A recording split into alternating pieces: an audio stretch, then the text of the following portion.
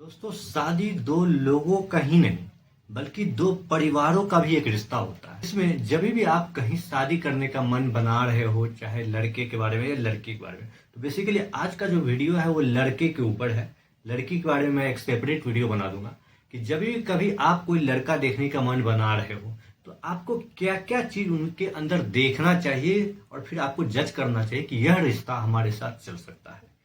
आज के इस वीडियो का पॉइंट है एक बेसिकली आपको इतनी चीज की जानकारी किसी भी लड़के के बारे में प्राप्त करना चाहिए, जिससे कि उम्मीद होता है कि अगर ये सब कुछ अगर आप पता कर लिए तो एक स्टेबल लाइफ आगे चल के एक लड़के और लड़की का हो सकता है।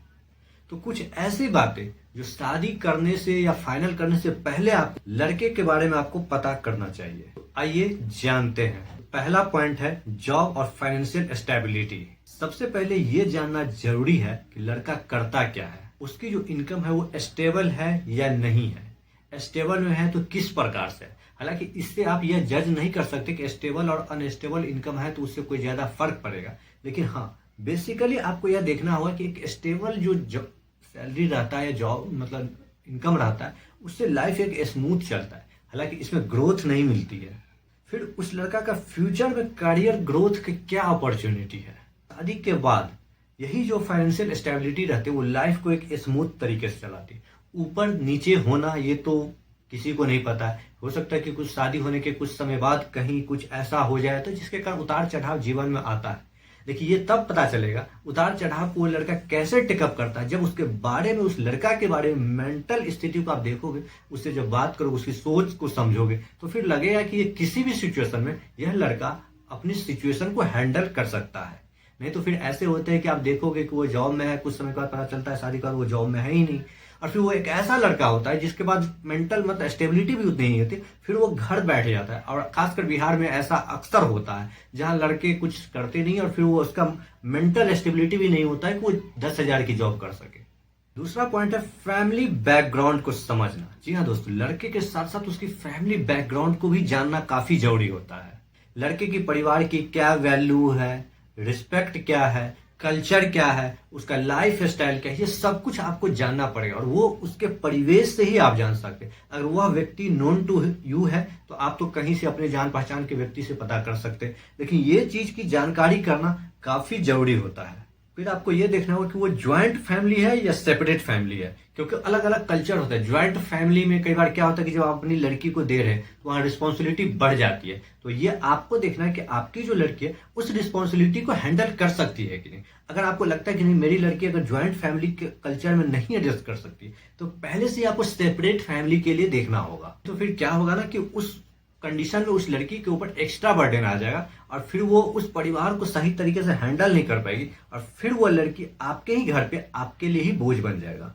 तीसरा पॉइंट है नेचर और बिहेवियर। आपको देखना है कि उस लड़के का स्वभाव कैसा है, उसका नेचर कैसा है, रिस्पेक्ट कैसा है, मतलब उसका आसपास के लोगों के साथ बातचीत करता है, उठना बैठना है तो वो किस प्रकार से। कहीं ऐसा तो नहीं कि वो बहुत ज्यादा नकारात्मक लड़का है। थोड़ी बहुत नकारात्मकता है तो ये तो चल सकता है, लेकिन अगर बहुत ज्यादा निगेटिविटी उसके अंदर है तो फिर उस लड़का के भविष्य में ग्रोथ बंद हो जाती है। वो फिर कुछ कर नहीं पाता है क्योंकि हमेशा उसे हर काम में नकारात्मक लगता है। उसे लगता है कि मैं ये काम नहीं कर सकता, वो काम नहीं कर सकता, मतलब दूसरे को वो अपने से नीचा ही समझता है और ऐसे लड़का लाइफ में कभी कुछ नहीं कर पाता है। उसे स्मोकिंग और ड्रिंकिंग की हैबिट है या नहीं, इसके बारे में भी आपको जानकारी लेना होगा कि उसके पास क्या स्मोकिंग भी तो करता है या ड्रिंकिंग भी करता है। इन चीजों की जानकारी आपको जरूर पता करना चाहिए कि डेली रूटीन कैसा है, मतलब वो किस तरीके से अपने डे टू डे लाइफ को मैनेज करता है। और ये चीज आपको वहीं से पता चल सकता है जब उसके आप सर्किल के किसी खास लोगों से जब बातचीत करोगे। फिर आपको ये देखना है कि उसकी लाइफ स्टाइल और लड़की की लाइफ स्टाइल क्या दोनों मैच करता है।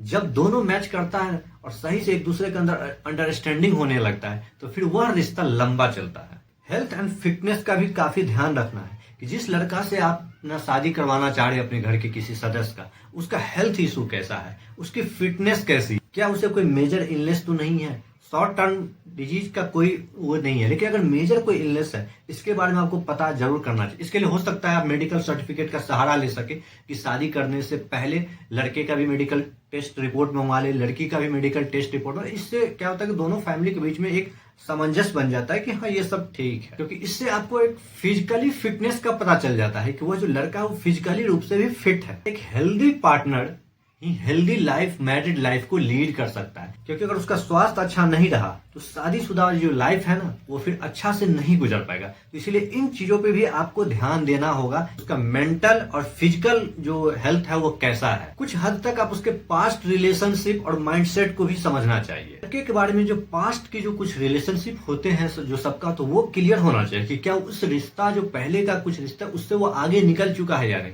अगर वो नहीं निकला है तो कहीं ना कहीं क्या होता है कि शादी के बाद वो एक्स्ट्रा मैरिटल अफेयर में भी बदल सकता है, जो कि एक मैरिड लाइफ के लिए बहुत ही घातक साबित हो सकता है। इसीलिए आपको उस लड़के से पहले मेंटली रूप से उसे पूछ लेना चाहिए। क्योंकि होता है कि परिवार के दबाव के कारण वो शादी तो कर लेता है, तो मेंटली स्टेबल है कि नहीं वो शादी को लेके।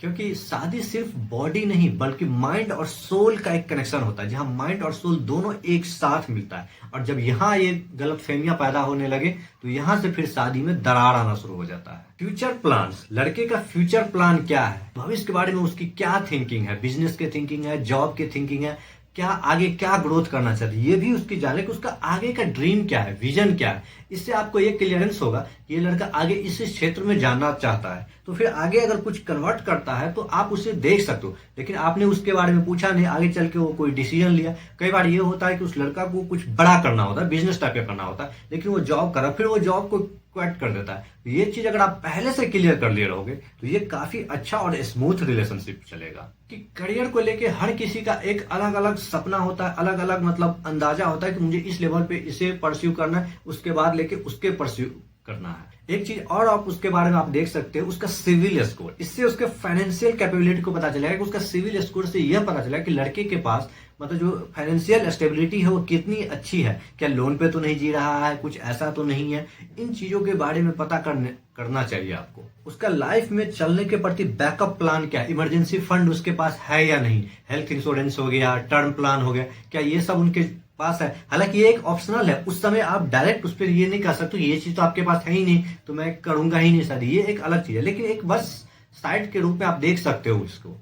तो दोस्तों ये रहा लड़के के बारे में जानकारी, जो जहां शादी करने से पहले आपको इन पॉइंट पे उसके फैमिली और उसके परिवार के बारे में आपको जानकारी होना चाहिए। और जब ये सब कुछ मिले तो आप इस रिश्ता को आगे बढ़ा सकते हैं, क्योंकि तब एक भरोसा और उम्मीद रहता है कि यह रिश्ता आगे चल के बेहतर तरीके से चल सकता है। हालांकि इसकी कोई सियोरिटी तो नहीं है कि इतना सब कुछ मिल जाने के बाद भी वो रिश्ता आगे सफल होगा ही, लेकिन एक पैमाना बन जाता है कि हाँ इतना सब कुछ ठीक है तो एक स्टेबल लाइफ चल सकता है। तो दोस्तों अगर यह वीडियो आपको पसंद आया तो आप इसे शेयर करें, लाइक करें और चैनल को सब्सक्राइब करना ना भूलें। फिर आप कमेंट करके मुझे बताइए कि आप किस इशू पे फिर आप चाहते कि मैं आपके लिए वीडियो बनाऊं, फिर उस टॉपिक पे मैं आपके लिए वीडियो बना के जरूर लाऊंगा।